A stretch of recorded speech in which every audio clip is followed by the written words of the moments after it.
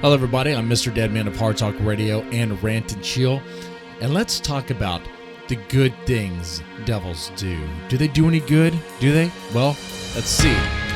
So it goes something like this. A group of gangsters, a ruthless gang of gangsters, crash into a house in the suburbs looking for money, but what they find instead is something straight from hell. Now, if you don't want to watch this whole review, want to know my take, we'll give it about a 7 out of 10. It's an average film, above average film. It does have some flaws, has some issues, but we'll get into that right here. First off, I gotta say that this appears to be the first full-length film by Jess Narvesgod. He's the director and the writer of this film. If that's the case, this is his first film. Man, all right, not bad for a first film, right?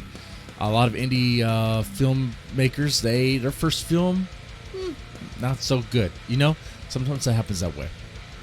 This one, though, pretty good. You got a solid cast. You do have a solid cast here. You got Richard, played by Bill Oberst. And you might know Bill Oberst from Three from Hell, Scream Queens. I mean, the guy is a busy actor. He's super busy. He's working on all sorts of stuff, even right now. They got Louise, played by Lena Quigley. You might know her from Night of the Demons. Or the Return of the Living Dead. She's a staple, horror staple. Yeah, Melvin is played by David Rucker III. Now he's sort of the oddball here. I don't see a lot of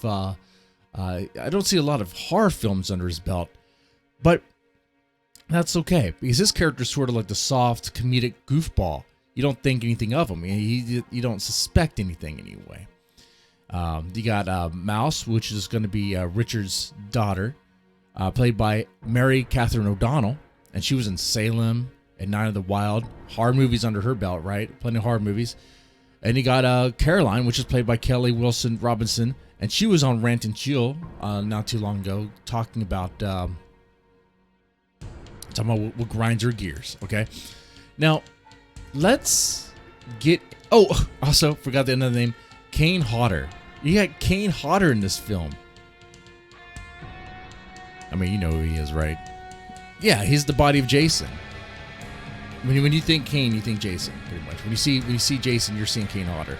He's been Jason 13, Part 7 since then. Hatchet, the Hatchet films. And various action films as well. If they need like an extra, if they need an extra, this could be like a thug or some sort of bodyguard or some sort of military guy just look big, he's going to be in that. Okay, they might use him for that. Anyway, so solid cast as far as horror movies go. I mean, everyone has horror movie experience under their belt. So let's talk about what went well. Overall, I think, let's see, well, the opening is great. Oh my God, the opening song combined with the cool animated sequence, really nice. And in that sequence, it goes right into the first scene. There's no like cutaway or anything. It just goes right into it, and you get Kelly Wilson Robinson paying tribute to Lena Quigley. What am I talking about? Let me show you on the screen here. Let me show you what paying tribute looks like. It looks like this. It looks like this. If you're familiar with Night of the Demons, you know of that famous scene of Lena Quigley. There might be two you're thinking of. One with the lipstick and one where she's looking for chips to distract the clerks. All right. So yeah, you get treated with that immediately. So immediately you do get fan service, but it's also paying tribute to a horror classic, horror staple there. Okay, an iconic scene. And of course, you know, that's a great way to start. That's, I guess, another thing to say about this film is that it doesn't have any slow moments. There are no slow moments in this film at all. It just goes. It just goes. All right. I guess that's one thing I could also say as I kind of wish the movie kind of built up some things, because there's some elements in the movie, some parts where like the vampires are doing like they're psychologically like messing with our characters, and I feel like there was no real build up to that. It just happened. It happens, and immediately as that happens, you have the main characters trying to off themselves to get away immediately. There's no like gradual build up or anything like that. But boom. Let's see. I think some good points here. Oh, the movie really shows his hand in brutality. Like, it shows how brutal it's going to be.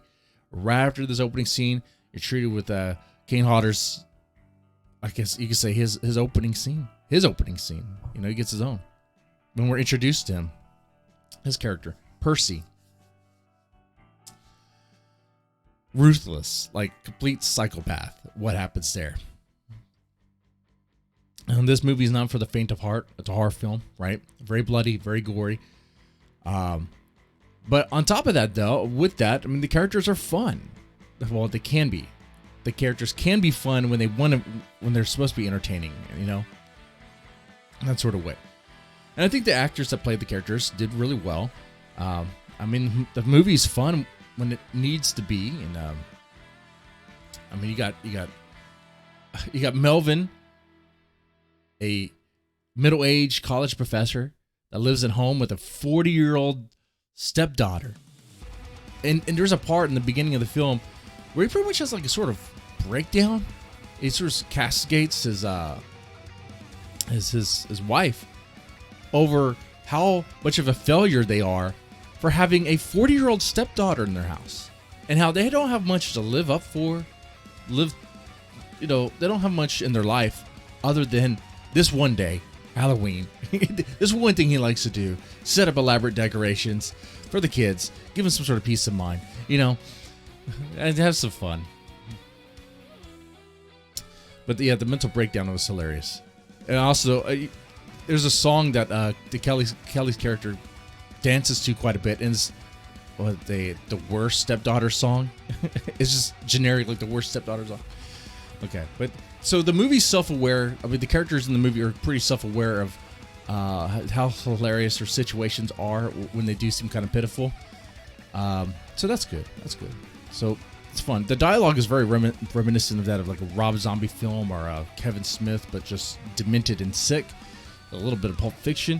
What I'm saying is that there's a lot of F-bombs. Like, every character, including the kids, spit out profanity like crude vulgarities, like a fully automatic. Okay, boom, boom, boom.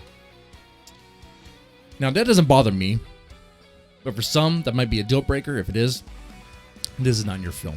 This is not your film.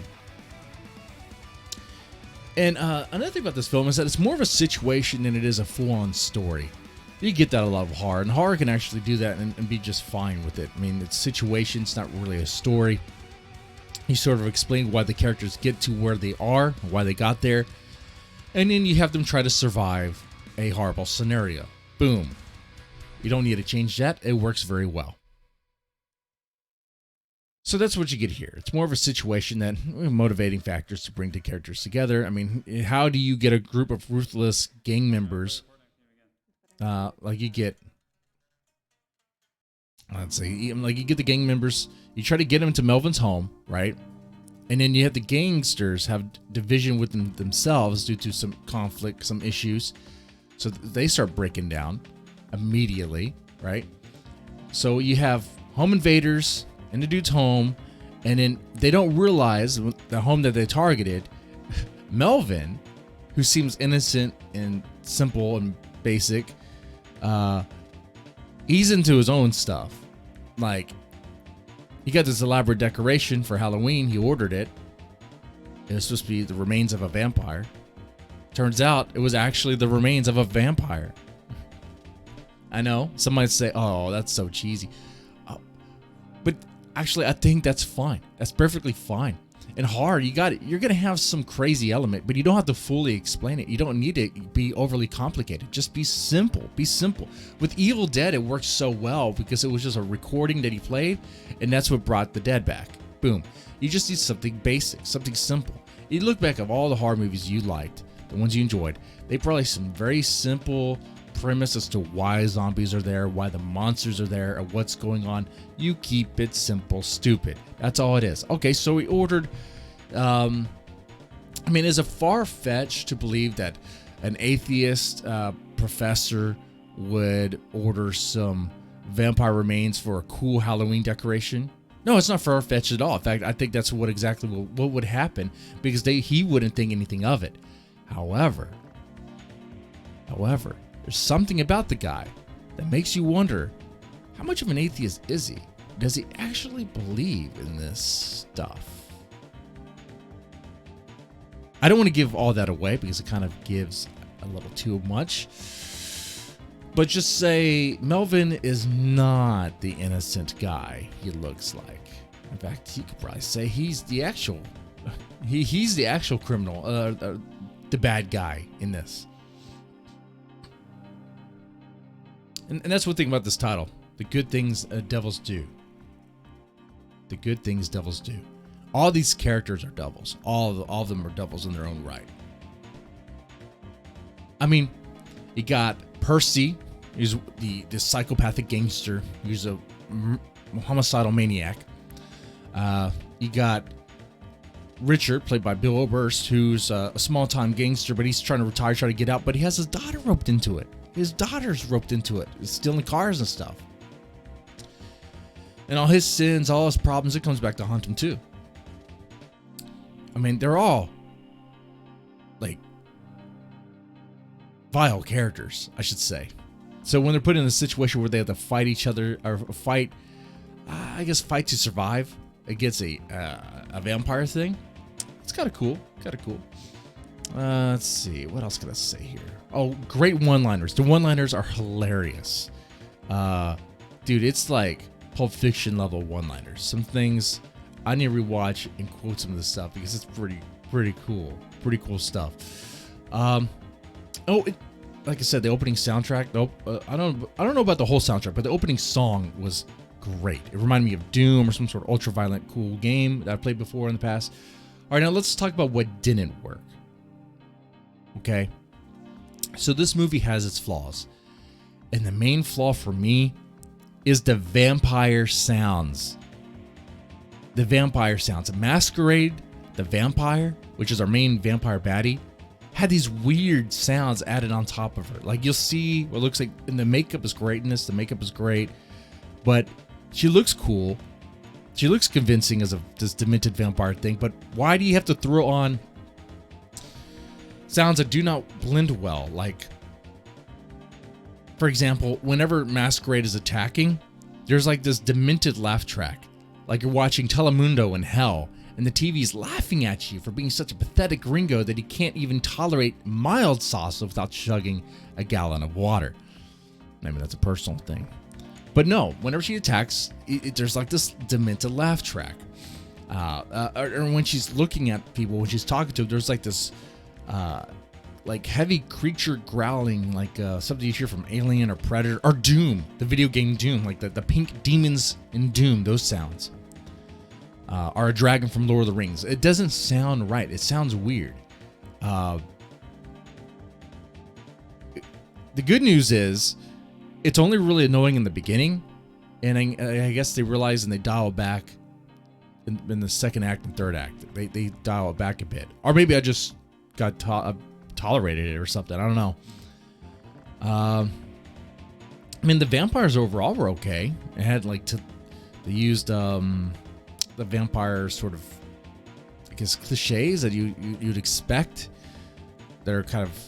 And that's okay because it's kind of used for the vampire mythos, like vampires can't enter without being invited in. Vampires using telepathy and being able to mesmerize people or convince people to do things. They have sort of powers like that. There's situations where the characters are stabbing themselves and falling victim to the gaze, which is something that you see in Dracula. Let's see. But the thing that this movie didn't do too well, I think, is the telepathy part. Okay. In a lot of vampire novels, there's telepathy. In vampire movies, it's implied telepathy. But in this movie, and I don't recall any vampire movie doing this, there's a voiceover. And it's like a voiceover to... I don't know. Maybe it wasn't balanced well or something. it's, whoa, okay, I clearly heard that over everything else. Maybe that's the intention, but you have the characters looking at each other, not talking, and like the telepathy is just going, the voiceover's just going. My thing is like it seems too fast, almost too fast. Like when you first really notice it, I think it's when. So Kelly, the stepdaughter, her mom, I don't want to give it away, but she's dying. She's dead. She's a vampire now. Okay, she's talking. The stepmom's talking to Kelly's character with telepathy, with Jedi mind tricks. Instead of Kelly's character going, wait, what's going on? Or something like that. She just immediately starts her thoughts back, and the thoughts kind of go back and forth. It's interesting. It's kind of one of those moments where it's like, okay, well, that happened. I mean, it's not totally bad. That's why I say 7. That's why I say, above average. One other thing I could say, it's not really a bad thing. It's just, I don't know why no one in this movie ever considered dialing 911, not even for an ambulance. It's almost as if like this house was being burglarized and attacked. It was like an isolated event in some sort of remote area that no one knows about. But it's not. It's in the suburbs. But no one calls the police. Not at all. Not even in the beginning when Melvin's wife something happens and she's bleeding crazy. And instead of calling the ambulance, what most people do, he just doesn't do anything. But then again, like I said about Melvin, because that's what I'm talking about here, Melvin's not the good guy we think he is. And there might be a reason why he didn't dial the police or call 911. There's a reason why the gangsters were targeting his house. It never really comes up towards the end. Melvin, you didn't come across a big sum of money and were holding for somebody, did you? And Melvin says no, but clearly lying. Because Melvin is a liar. You can't trust him. All right, so overall, I think the Good Things Devil Do is a fun, entertaining film with a good cast, simple, straight to the point, which is a good thing in horror films, straight to the point story that definitely delivers brutality and ultra violence. You're going to have some hilarious one-liners as well. Great cast. I think you'll enjoy it. Thank you. Y'all take it easy. If you like this, press the like button, share, subscribe. We got to do more horror reviews, man. Got to do more horror reviews.